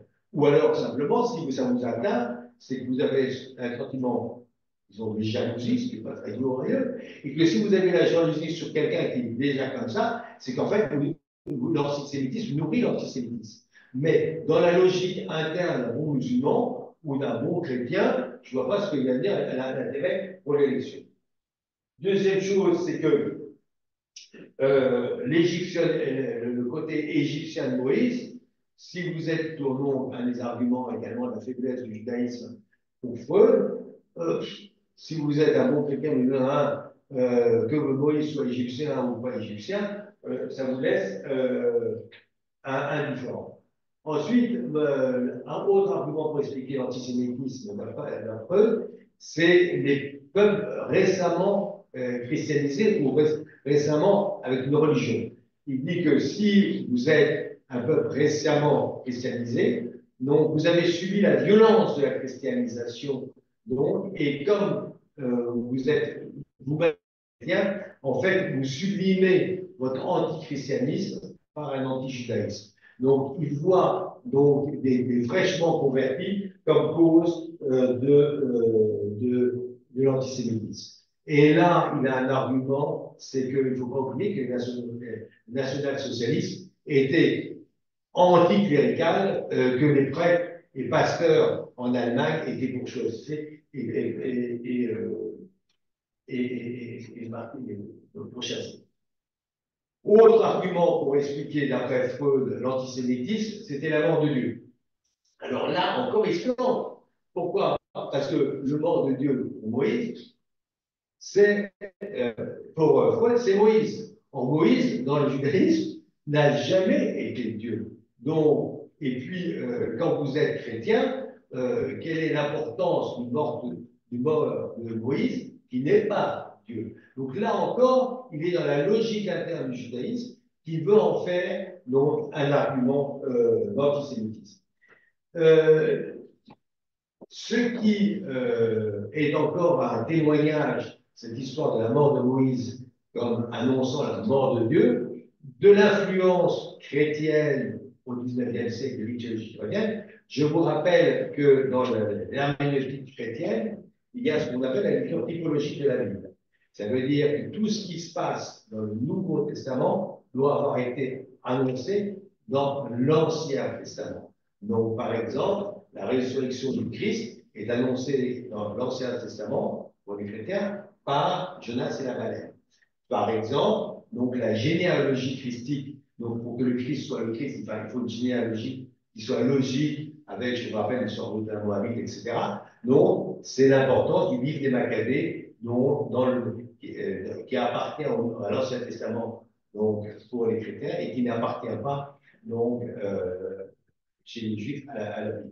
Donc, il y a une lecture typologique dans la logique chrétienne de la lecture de la Bible. Eh bien, le meurtre de Moïse pourrait être intéressant pour le meurtre, enfin la mort de Jésus. Mais ça supposerait que Moïse soit Dieu. Or, Moïse n'est pas Dieu. Donc, vous voyez, une série d'arguments qu'il développe, mais qui sont en fait, surtout, la diapo suivante, surtout des arguments qui sont valables et entendables que, au sein d'une population juive. La diapo suivante, ça c'était une citation suivante. Vous savez, il y a la minute où on tourne la tête, on bouge les fesses, pour se détendre un peu et pour qu'on ne soit pas trop fatigué après 1 heure et demie de position assise. Alors, la structure, maintenant, on parle de la structure du texte. Là, je vous conseille de lire donc, le dernier opus, l'opus posthume de Foucault sur la structure du discours philosophique, donc, qui est sorti il y a 2 ou 3 ans, donc, et qui est très important à lire pour comprendre comment est construit le discours philosophique, religieux, etc., quelles sont les différences structurelles. Donc, c'est mon propos que je vais essayer de faire vite, rapide, se base sur cette lecture-là. Simplement pour Foucault, finalement, donc, quel que soit le sujet, eh bien, on a la structure du texte qui permet de comprendre un peu les choses. Alors, la première chose, c'est Moïse donc, et Michel-Ange. Eh bien, la fraude se décrit comme présent dans l'Église, se décrit dans la foule, donc, et là, il parle de lui. Donc, et ce qui est intéressant, c'est que là, il se parle de lui et il est dans l'impression, c'est-à-dire qu'il dit que pour avoir le plaisir d'une œuvre d'art, il faut comprendre ce qui se passe. Et donc, il est dans la théorie de l'émotion et ce ne peut pas être un mec très marrant parce que finalement, même le plaisir esthétique, il faut comprendre pourquoi on a le plaisir esthétique. Donc, il est très présent dans le texte. Ensuite, dans la diapo suivante, dans les textes 2 et 3, donc, où se trouve Freud. Et là, c'est là ce qui est plus intéressant à lire par rapport au texte de Foucault, c'est que Foucault, son problème, c'était de savoir est-ce qu'un texte est un texte philosophique ou un texte religieux. Et dans les textes philosophiques, donc, eh bien, il y a une chose qui est importante, c'est où se trouve le personnage, et en particulier dans la philosophie, le philosophe va rechercher une vérité fondamentale. Le philosophe va dévoiler quelque chose que les gens n'arrivent pas à comprendre. Alors, pour cela,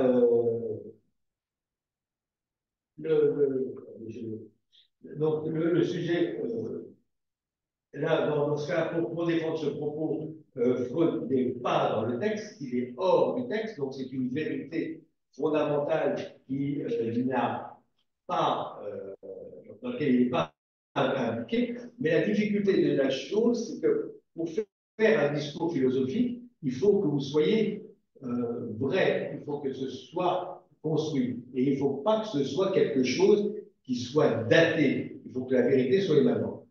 Or, le texte de Freud, pour pouvoir être démontré, suppose qu'il a été fait à un moment ou à un endroit. Et la deuxième chose, c'est que le texte, donc, à partir du moment où il y a une sortie d'Égypte, le texte devient un texte qui est daté l'endroit supposé. C'est-à-dire que Freud ne peut faire construire son texte qu'en Allemagne à la fin du XXe siècle, parce que les connaissances scientifiques existent. Et le fait de passer d'une histoire biblique à une histoire historique, ben, on passe d'un informel s'entend à une histoire temporisée. Donc ça, c'est une différence fondamentale. Alors, si vous êtes arrivé à cela, donc, et vous devez, c'est-à-dire une histoire avec un lieu et un temps, vous devez pouvoir fournir des preuves, vous devez avoir une matérialisation. Or, Freud ne peut fournir ni preuve ni matérialisation, hormis son discours psychanalytique,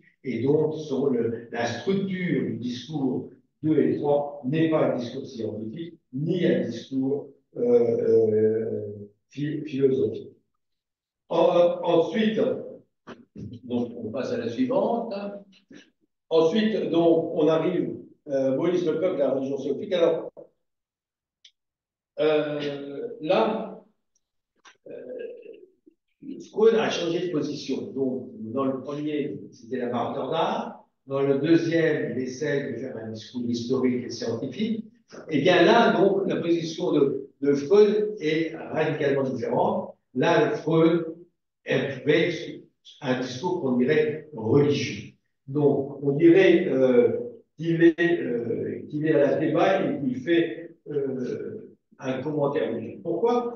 Mais d'abord, on change de temps. C'est-à-dire que il part le commentaire d'un texte ancien et il parle au présent. Donc, la temporalité de ce texte du troisième est une temporalité radicalement différente. Il parle du présent parce que l'antisémitisme est présent. Donc, il utilise la Bible ou sa Bible, donc sa théologie ou la théologie, pour parler de ce qui passe aujourd'hui. Donc, il est à la chair et il fait le commentaire sur le présent, sur l'actualité de 38, et je n'ai pas besoin de vous dire que cela est particulièrement douloureux. La deuxième chose, c'est que la structure du discours, c'est que Freud tient un raisonnement qu'on appelle un raisonnement inductif. Le raisonnement inductif, qu'est-ce que c'est? C'est qu'on prend une succession de considérations qu'on considère comme vraies et on en fait une généralisation. Et là, dans ce troisième chapitre, comme je vous ai parlé tout à l'heure des différents points qui fait l'antisémitisme dans ce troisième chapitre, ces différents arguments, et bien chacun de ces points, il l'utilise pour en faire une généralisation, alors que chacune de ces propositions est critiquable. Donc, il a un raisonnement par induction, et il a même donc un raisonnement par analogie. Or, je vous rappelle que la critique talmudique donc, impose une certaine règle de logique et que l'analogie, c'est la deuxième règle de la logique imposée dans la lecture des textes. Donc, il se trouve dans une position de discours, une position de commentaire à partir d'une théologie qu'il a lui-même instituée. Il parle donc par des modes de raisonnement talmudiques qui sont l'induction d'un discours, l'analogie, il y a un chapitre qui est analogie, c'est pas je vous dis, c'est marqué analogie. Donc, et il est toujours, ce qui est très profondément talmudique, un rapport, regardez Rachid, donc permanent entre la théorie et la pratique. Donc, c'est tout à fait des discours, je dirais, profondément talmudiques.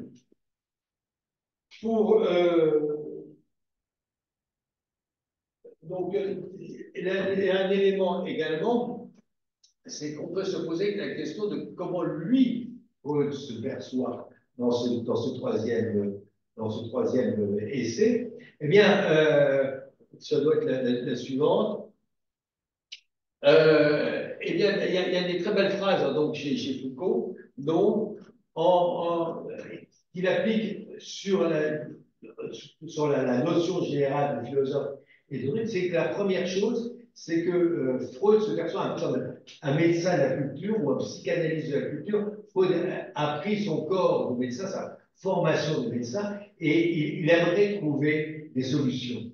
Il aimerait trouver des traitements. Et en 1938, en 1939, à l'évidence, la psychanalyse, à l'évidence, la médecine de la culture, dont sont débordés. D'où Freud passe son temps à courir sur des arguments. Et ce qui est très intéressant, c'est qu'il court tellement sur les arguments, c'est comme vous savez, le jour où, je ne sais pas si quelques-uns ont passé des examens, je ne sais pas si quelques-uns ont passé des examens, ils ont entendu la sonnerie, et il faut que je rajoute pour ma dernière idée, eh bien, les dernières pages de Freud, c'est des rajouts d'examens, des rajouts d'arguments non étayés. Et donc, il termine en rajoutant quelques phrases, comme si vous avez la sonnerie va sonner, il faut que je mette son truc. Donc, il s'aperçoit qu'il est perdu, il s'aperçoit qu'il n'arrive pas à faire. Donc, c'est le Freud de ce moment-là est un homme que je pense perdu. Pourquoi? Parce qu'il n'a plus de bibliothèque. Donc, qu'est-ce qu'il met? et bien, au dernier moment, il met la dernière idée. Quel argument, quelle structure mentale il arrive? Il met celle qu'il a appris dans l'enfance sans avoir trop à y réfléchir. Donc, quelle bibliothèque il a? Eh bien, il cite et il récite lui-même, parce qu'il est sa propre bibliothèque et sa propre culture. Donc, Freud me paraît à ce moment-là un homme qui se s'est perdu. Il va mourir quelques mois plus tard. Il a 80 ballets. Donc, je pense que ce troisième chapitre ne doit pas être lu, non pas comme la dernière heure, mais comme le témoignage d'une souffrance profonde d'un homme qui a à ce moment-là un cancer. Diapositive suivante. Alors, ça va être rapide parce que, donc, qu'il soit. Et ça va être rapide. Oui, oui, mais après, je suis parti, il faut gagner jusqu'au bout. Donc, il y a un type que j'aime pas qui s'appelle Descartes. Chacun a ses copains. Et Spinoza, on est obligé d'en parler parce que si on fait une histoire sur Spinoza, on va en dévoiler. Et après, je vous parlerai de Hughes, que j'aime. Alors, j'aime pas sur Descartes parce que, pour des raisons multiples, mais pourquoi je parle de Descartes? Parce que d'abord, il faut toujours parler de combien surtout pour en dire du mal. Et puis ensuite, c'est parce que je trouve qu'il y a une très grande proximité de structure intellectuelle, une très grande proximité entre Descartes et Freud. Ils avaient tous les deux conscience d'être des génies. C'est vrai. Ils avaient tous les deux des sponsors. Donc, Christine de Suède pour Descartes, Miss Napoléon, princesse de Brest pour Freud. Et, si vous voulez, alors, Descartes, bon, c'est son célèbre cogito, comme ils ont un élément commun d'abord, c'est que Descartes change la métaphysique. Descartes, le Dieu n'est plus sujet chez Descartes. Dieu devient un objet. Il vous parle de la raison, machin, etc. Mais Descartes, mais Dieu n'est plus sujet. Freud, il ne vous parle pas dans sa théologie de Dieu, il parle de Moïse. Moïse, ça ne l'intéresse pas. L'Agatha de Pessah, où c'est Dieu et le peuple, c'est Moïse qui l'intéresse. Donc, il y a déjà cette proximité où Dieu est absent.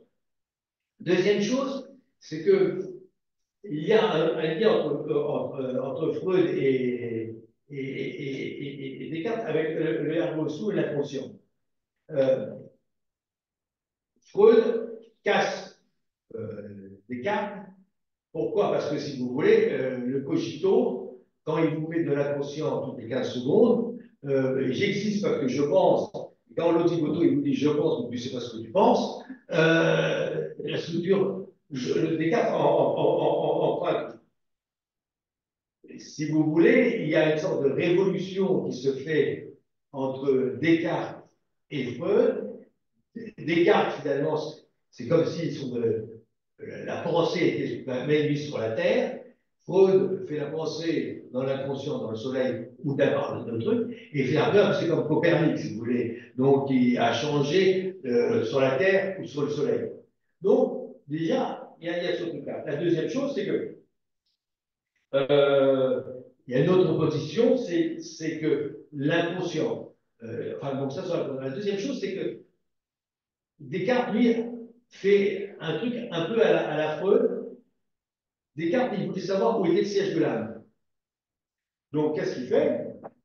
Eh bien, il prend des considérations anatomiques qu'il n'aime pas pour trouver une réponse physique, matérielle, à une question qui est immatérielle. Donc, il lit deux choses qui ne sont rigoureusement rien à voir. Et donc, ça aussi, cette ambivalence entre quelque chose qui est solide et quelque matériel et pas matériel est assez curieux. Et qu'est-ce qu'ils ont en commun? Parce que et Descartes et Freud raisonnent, à mon sens, de la même manière. Ils ont une hypothèse. L'hypothèse, l'un, c'est la glande pinéale, l'autre, l'inconscient. Ils mettent dans leur cerveau et dans leur machine intellectuelle cette hypothèse, la psychanalyse par Freud, et ensuite ils font le développement de la première proposition par rapport à leur propre cerveau. Donc, on prend une hypothèse, on raisonne tout seul et on arrive à la conclusion. Donc, on tourne sur soi-même.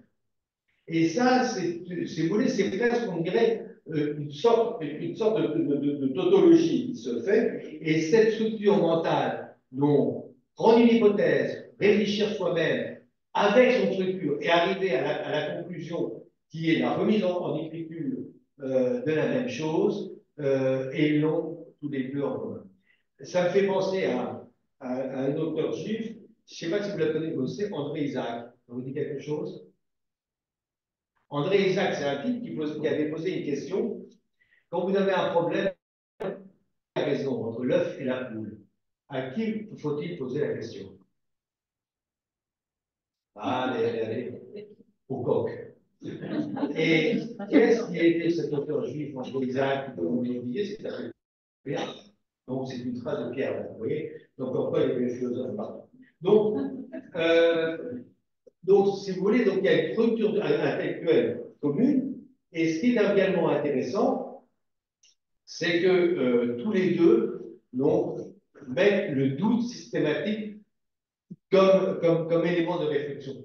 Mais le doute, chez Descartes, c'est son cogito. Donc, le doute dans la mode de pensée de Descartes, c'est la mise en question dans son outil intellectuel. Donc, chez Freud, les mêmes choses, c'est qu'on remet en question une connaissance, mais on le fait passer dans son propre esprit. Et donc, cette structure intellectuelle, tu vas poser, donc, m'a toujours fasciné.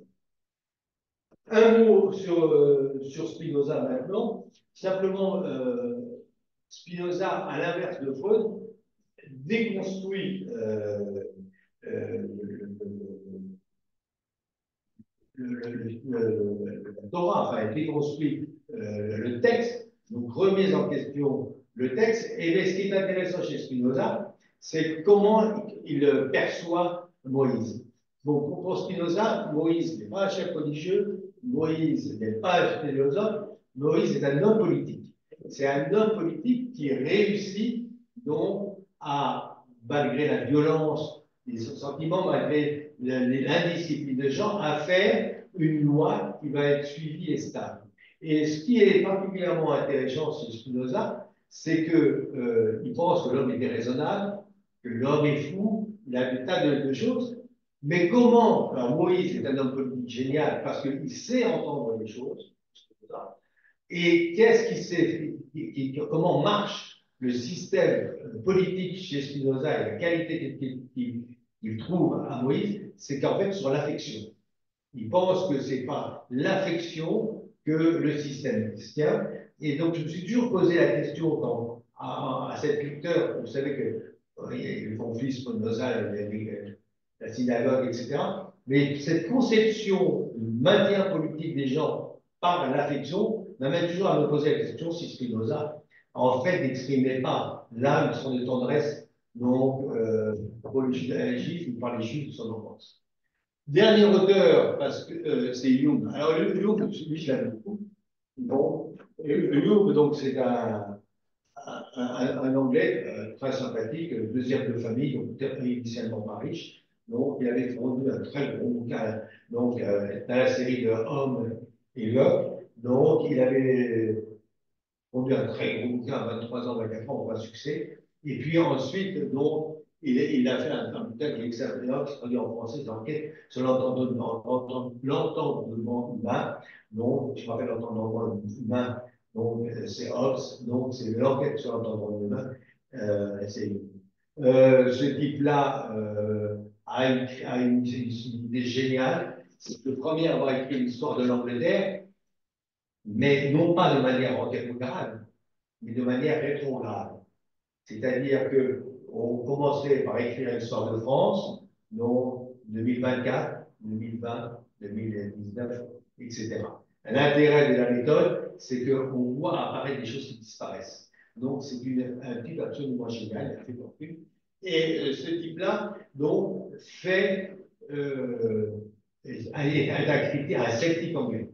Pourquoi je vous. Donc, c'est ce que je disais quand j'ai donné le titre de ma conférence, et pourquoi j'en parle? Parce qu'il est particulièrement important de lire aujourd'hui pour comprendre comment il faut réagir face à l'antisémitisme. Donc, j'insiste à chaque fois qu'on se donne, non pas par rapport à Moïse, mais je pense qu'il faut lire ce texte, il faut comprendre les conséquences de ce texte pour savoir comment lutter contre l'antisémitisme. Donc, je sors un peu du, du, du, du sujet et je le fais volontairement. Alors, Hume distingue donc ce qui est dit par les idées, par exemple les mathématiques, et les faits. Et les faits, c'est quelque chose qui existe par l'expérience. Mais ce qui est intéressant, qu'il faut garder à l'esprit, qui est fondamental, c'est que tout fait a son contraire. Un fait, le contraire d'un fait est toujours possible. Fondamental comme mesure. La deuxième chose à comprendre chez Hume, c'est que donc, les faits moraux, les faits dans lesquels il existe, je dirais presque un contre-fait, ne sont pas régis par la raison, ne sont pas régis par la justice. Il n'y a pas de justice immanente, ça n'existe pas.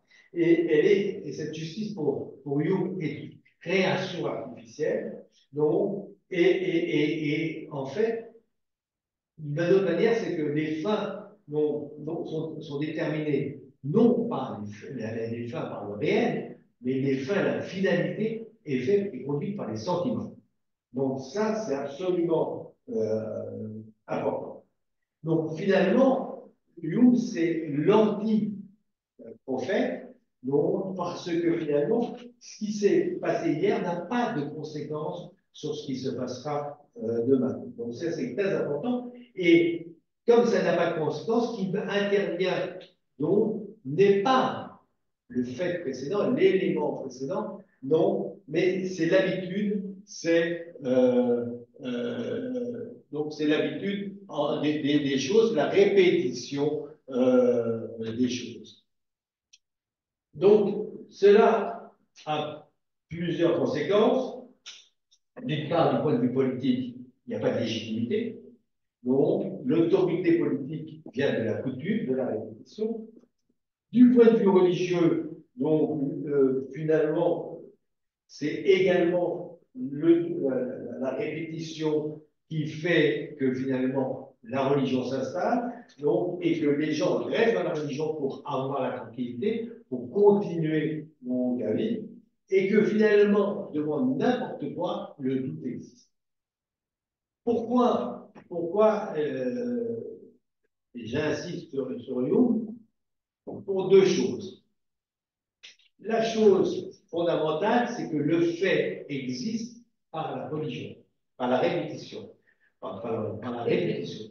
Le fait, le contrefait existe. Ça veut dire quoi? Ça veut dire que toutes les manifestations d'antisémitisme, tout ce que vous pouvez dire et exister, n'existe pour la descendance, n'existe pour les raisons de demain que par la répétition du fait, par la répétition du discours. Et donc, actuellement, qu'est-ce qu'on voit? C'est qu'actuellement, sur le 7 octobre, on est peu à le dire. La répétition, c'est Gaza, etc. Et donc, en fait, le fait de demain, ce que les gens retiendront demain, ne sera pas le 7 octobre.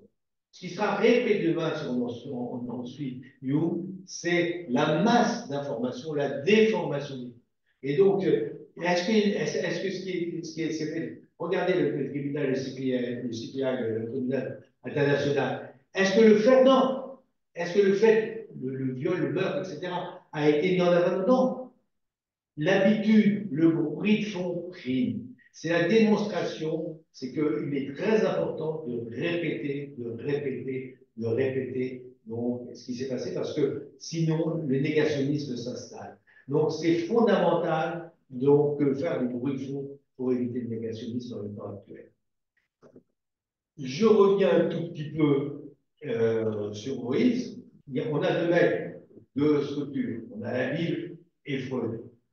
Si j'en crois Hume, vu les siècles et les siècles de discours sur Moïse biblique et le petit discours du mec Freud face à ce texte-là, simplement l'habitude, la répétition, les commentaires sur la vie de Moïse fait que Moïse a probablement existé, qu'il est probablement sorti d'Égypte, qu'il est allé donc, sur la terre de Canaan, et que finalement, en suivant Young, donc il est beaucoup plus probable que Moïse ait existé que pas, avec néanmoins un petit doute. Donc, Young, je vous conseille de le lire, c'est très important dans les temps actuels pour comprendre comment il faut nier, éviter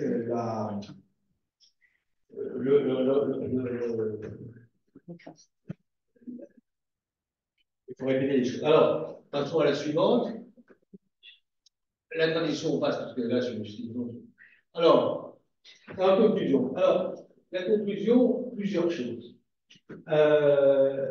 Première chose, donc, qu'est-ce que je pense du livre de l'homme et la religion et le bouddhisme?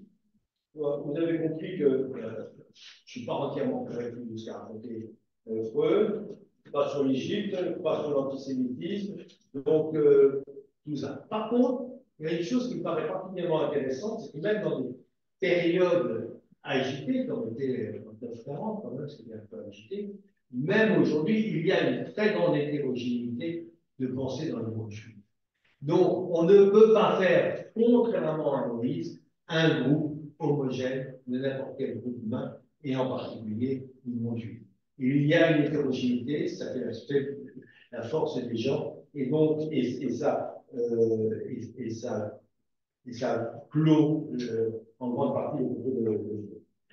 Deuxième chose, c'est que le livre est celui, comme je vous ai dit, d'un homme fatigué, vieillissant, malade. Donc, ses sœurs sont restées à Vienne. Il essaie de sortir, il n'arrive pas. Il a un cancer et en 1939, on abandonne la morphine parce qu'on n'arrive pas à le soigner. Donc, je pense que c'est l'œuvre d'un homme vieillissant, donc d'un homme souffrant. Il ne faut pas prendre donc, cette œuvre comme pas juger Freud à l'aube de cela. En fait, donc, pour résumer, c'est que ce livre a trois séquences. Une première donc, séquence, pas cette œuvre de Moïse de Freud par rapport à Eugène. Une première séquence, c'est la séquence émotion, qui a 25 ans. Donc, c'est un homme cultivé qui va avant. Donc, et là, il va avoir une attitude, je ne sais pas comment s'exprimer entre je et nous, entre je et nous juifs. Et donc, c'est un homme qui va pendant 25 ans avoir été bien élevé, être fin intellectuellement. Il y a un deuxième temps où il se veut faire œuvre de scientifique. Donc là, il essaie de refaire et de reconstruire l'histoire.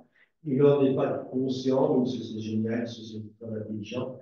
Et finalement, là, il est à la limite de sa compétence. Et puis le troisième temps, et donc c'est 2 ans avant sa mort, il n'en était pas conscient, mais il y a la structure d'un discours qui est un discours religieux. Donc il prêche, donc, et il garde et reprend des habitudes non conscientes, c'est-à-dire des choses qu'il a appris, et puis il a l'ambition de la culture, du mode de raisonnement de l'enfant, de son niveau d'origine qui est avant. Malheureusement, en 1939, qu'est-ce que peut faire qui que ce soit vis-à-vis du nazisme? Pas grand-chose, et j'espère qu'on n'y échappe pas. Je terminerai simplement pour vous dire que on est dans une période instable et que je conseille la lecture de David Hume. Donc, j'ai encore toutes deux minutes. Donc, de David Hume pour mieux comprendre ce qu'il faut faire dans cette période d'antisémitisme renaissant. Donc, il n'est pas difficile à lire. Il se lit très facilement. Dernière chose, cette photo, bien sûr, vous avez vu qu'il y avait régulièrement des portraits de Lucien Freud. Pourquoi je ne vous ai pas dit que c'était Lucien Freud? Parce que donc c'est le petit-fils de Freud. Pour plusieurs raisons. La première raison, c'est que vous savez qu'un juif n'est défini que parce que ses petits-enfants sont juifs. Donc, c'est une manière. La deuxième chose, c'est qu'il aurait été intéressant de poser la question aux enfants de Freud, qu'est-ce que pensait votre père? C'est souvent ça qui donne, mais là, on ne peut pas. Dernière chose, c'est que les peintres se font des autoportraits. Donc, et dans les autoportraits, souvent, ils expriment plus ce que les gens peuvent comprendre. Alors, j'avais envie, mais j'ai pas eu le temps hier soir, de mettre soit les deux autoportraits, enfin les autoportraits, soit de Stanislas de Lippi, donc le pape de la Renaissance, ou de Frangelico. Chacun a fait deux autoportraits. Donc, Frangelico et Lippi, elles sont faits dans des autoportraits jeunes, donc comme des prêtres. Donc, et puis, ils ont fait leurs autoportraits tardifs, donc en civil, avec une coiffe rouge. Je vous rappelle que le confrérie, la coiffe veut dire, et là, c'était la coiffe de Saint-Anne, c'est-à-dire des peintres, la confrérie des peintres. Donc, ces deux messieurs avaient commencé leur vie comme prêtres et à leur dernier autoportrait se définissaient comme peintres. Donc, ça permet de bien de voir son. Et ben voilà, Freud, qu'est-ce qu'il fait? Donc, et il n'est pas très âgé, hein, surtout par rapport à nous tous. Donc, il n'a que 51 ans, ou pas plus. Non, il a 70 ans, excusez-moi alors. Et il se peint nu, donc, avec peint au couteau.